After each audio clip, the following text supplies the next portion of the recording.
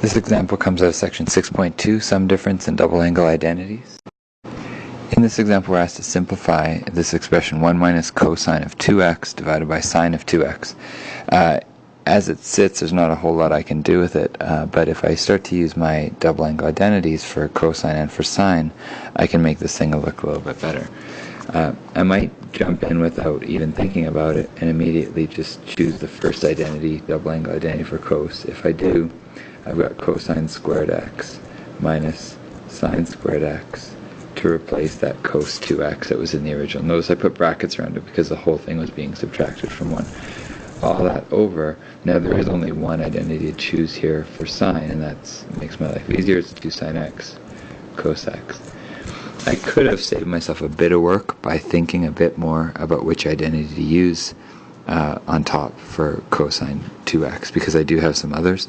But even going from here, I have, if I get rid of the brackets, 1 minus cos squared x plus sine squared x divided by 2 sine x cos x.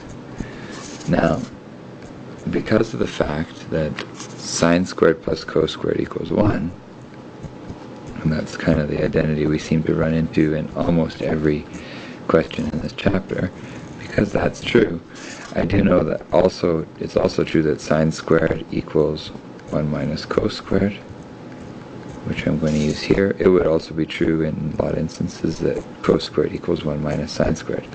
But in this case, it's most useful to say, well, 1 minus cos squared, let's replace that with sine squared x.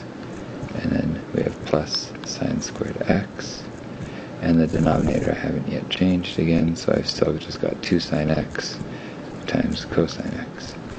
Now that numerator, I just have sine squared plus sine squared, which is 2 times sine squared x over 2 times sine x cos x.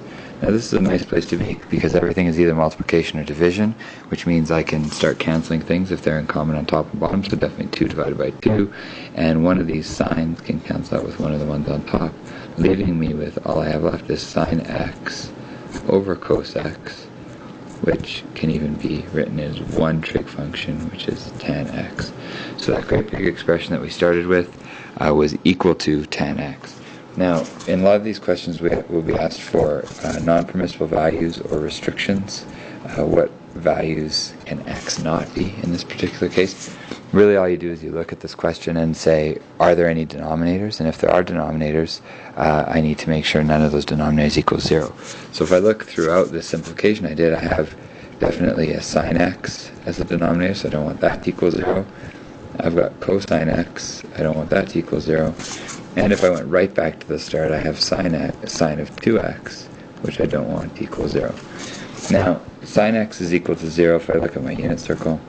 Sine x is equal to 0 here and here, so x can't equal 0, pi, 2 pi, 3 pi, etc., etc., etc., any multiple of pi. Now, whereas cosine equals 0 at the top and the bottom of the unit circle, so x can't equal pi over 2, 3 pi over 2, etc., multiples, or every pi from there.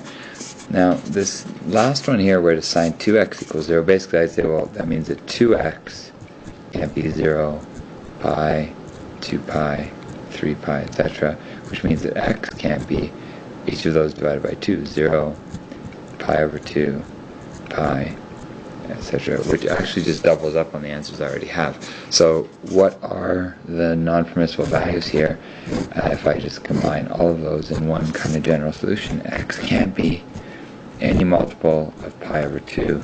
So pi over 2 times n, where n is any integer, would include everything that makes this particular expression undefined.